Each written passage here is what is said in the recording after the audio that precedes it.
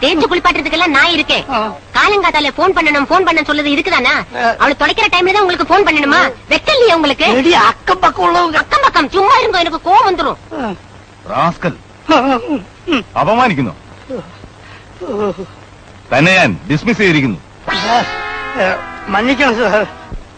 ഇനി നമ്മളെ കാര്യം പറ. എന്ത് കാര്യം? നീ എന്താണോ ഒന്നും അറിയാത്ത പോലെ. ഞങ്ങള് മനുഷ്യരല്ലേ? ബോള് തട്ടി ഞങ്ങളുടെ കോർട്ടിലേക്ക് ഇട്ട് തരാം നീ അങ്ങോട്ട് പറഞ്ഞില്ലേ? ബോള് തട്ടാൻ? ഓ അത് ശരി. ഒരു പെൺകുട്ടിയുടെ ജീവിതം കൊണ്ടാണോ